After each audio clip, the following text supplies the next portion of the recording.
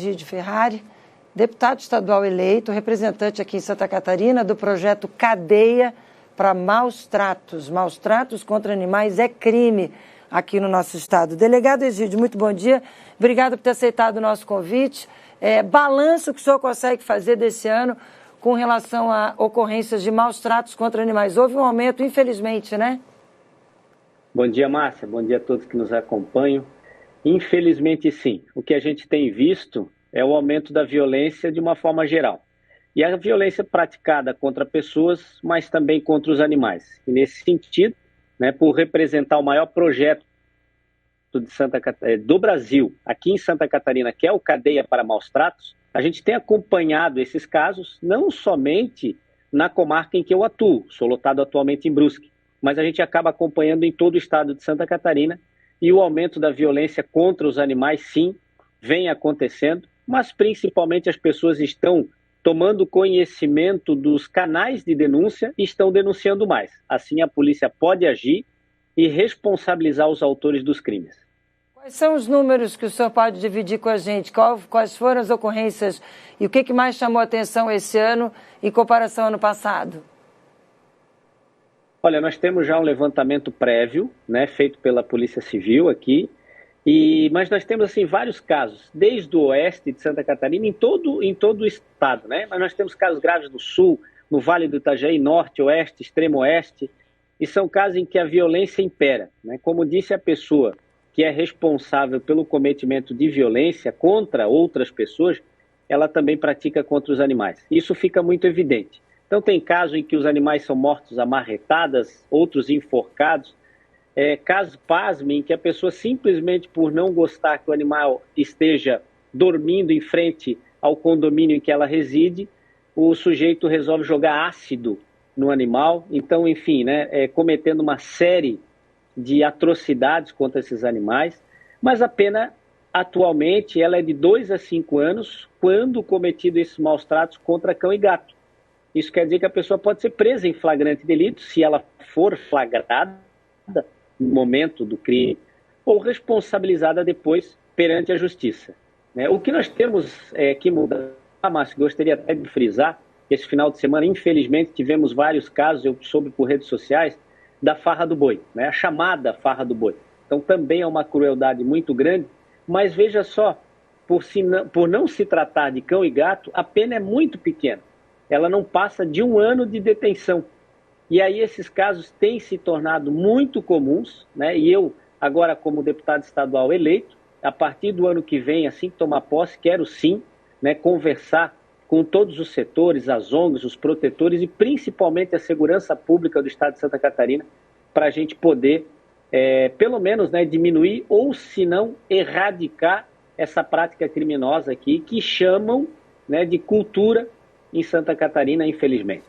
A gente já trouxe no início do nosso encontro de hoje, Paulo Miller entrou aqui ao vivo, trazendo um desses registros do final de semana de farra do boi. Na hora que ele comentou, eu disse, daqui a pouco eu vou conversar com o delegado Egídio, vamos falar sobre esse assunto com ele, porque é importantíssimo sim que o senhor tenha esse desafio enquanto deputado estadual eleito, e pode contar com a gente aqui, viu, delegado, deputado, pode contar aqui com o nosso espaço, com o nosso AEC no ar, para a gente falar sobre esse assunto, para a gente cobrar mais rigor nessa questão da lei que impede e que torna crime a farra do boi. Agora, vamos voltar a falar sobre violência contra cães e gatos, porque a gente dividiu aqui na semana passada uma história muito triste, que aliás o senhor acompanha também, conversamos na sexta-feira, eu e o delegado, logo depois do nosso cenário, eu liguei para ele, para saber a opinião dele sobre aquele caso do cãozinho Doc. Obrigada, produção. Está na tela, gente. Imagens do momento em que o vizinho da Gabriela, a tutora do Doc, ele simplesmente vai lá, abre a porta e o Doc, todo serelepe, todo feliz da vida, entra no carro e mal sabia que estava indo para a última viagem dele, porque daí o cãozinho, o Doc, foi levado para um terreno baldio, sofreu vários maus tratos e acabou morrendo. E esse vizinho fugiu. E aí a gente está acompanhando esse caso aqui em Florianópolis, está sendo investigado pela 5ª Delegacia de Polícia. Nós temos, inclusive, delegado Egídio, uma fala da delegada, uma das delegadas responsáveis. Antes de ouvir o senhor, eu vou pedir à nossa produção para colocar a fala dela, por gentileza, da delegada, por gentileza. A Polícia Civil de Santa Catarina, por meio da 5ª Delegacia da Capital, já instaurou o inquérito policial. Desde que tomamos conhecimento dos fatos, várias diligências foram realizadas, algumas pessoas já foram identificadas e serão ouvidas no decorrer. Informação sobre esse caso poderá contribuir de forma anônima pelo 181. Tão logo seja concluído o procedimento, faremos a divulgação dos resultados para a sociedade. Delegada Michele. E agora, delegada, eu convido o senhor e o telespectador para rever a fala da Gabriela, que é a tutora do DOC. Por favor, produção. E a gente já conseguiu identificar que ele levava o cachorro para dentro da garagem, fechava o portão eletrônico, o que impediu o cachorro de sair, e depois ele abria o portão, o cachorro saía e o cachorro entrava no carro dele. A sorte foi que ele entrou na garagem várias vezes, então a câmera conseguiu, por conta da detecção do movimento, filmar uma quantidade de tempo que conseguisse identificar isso. Até depois ela parou de filmar justamente na hora que o cachorro entra no carro, então a gente não tem a filmagem do cachorro saindo, né, do carro saindo com o cachorro. Quando ele passa para o próximo take, é 2 minutos depois, então já passa um outro carro e a gente não tem esse intervalo. Mas quando aconteceu a situação ali e a gente conseguiu a filmagem, a gente não entrou em contato com ele, mas 2 dias depois do acontecido, foi na segunda-feira à noite, ele entrou em contato com o meu esposo, pedindo desculpas pela situação e confirmando que havia feito de uma forma intempestiva o que aconteceu, né? Pois é, uma forma intempestiva o que aconteceu. Matou o cachorro. E aí, delegado, o que acontece com essa figura, com esse sujeito que está fugido? Esse aí é um caso típico que posso citar aqui, que a Polícia Civil pode pedir a prisão preventiva dele. Já que não foi flagrado, né, no momento da ação, nós temos outros casos em Santa Catarina, em que foi o caso que citei do ácido, por exemplo, lá no Oeste, foi decretada a prisão preventiva. Um caso do serial killer lá em Campos Novos, né, a Justiça, após a investigação da Polícia Civil, decretou a prisão preventiva. E é isso que as pessoas precisam, né, entender de uma vez por todas, que maus tratos contra os animais é crime e dá cadeia. A pessoa pode sim ser responsabilizada e presa pelo ato que cometeu e vai ser encaminhada ao presídio, exatamente como outros criminosos de outros crimes. Então esse caso do DOC chocou bastante, né, principalmente porque temos as imagens que confirmam, não há sombra de dúvidas, em que esse homem identificado já pela Polícia Civil foi o responsável por colocar o animal dentro do carro e depois ele foi encontrado gravemente ferido e acabou morrendo.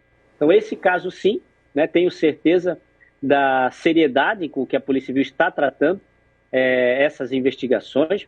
Friso também que, como eu sou procurado, né, por casos em todo o estado de Santa Catarina, as pessoas querem uma resposta, mas muitas vezes a polícia ela precisa de um determinado tempo para juntar os laudos periciais, para juntar todos os documentos necessários, ouvir testemunhas.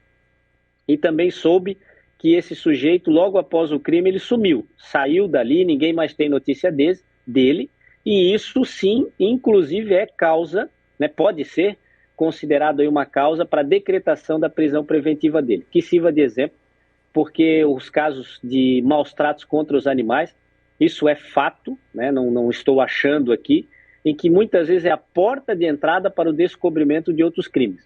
Né? Não raras vezes a gente vai atender um caso de maus tratos, quando chega lá tem um caso de violência contra a mulher, tem um caso de violência contra o idoso, contra crianças, até mesmo estupros de vulnerável já foram descobertos após verificação de um caso de denúncia de maus tratos contra os animais. Então é a porta de entrada, é aquele animalzinho que fica ali acorrentado, muitas vezes as pessoas passam na rua, conseguem visualizar aquela violência, denunciam e quando a polícia chega acaba, né, depois acionando outros órgãos, como o Conselho Tutelar, por exemplo, e a gente acaba descobrindo que a violência é praticada não somente contra o animal, mas contra outros membros da família. Isso é muito importante frisar, Márcia. Nossa, importantíssimo. Como isso é importante que o senhor trouxe aqui para a gente.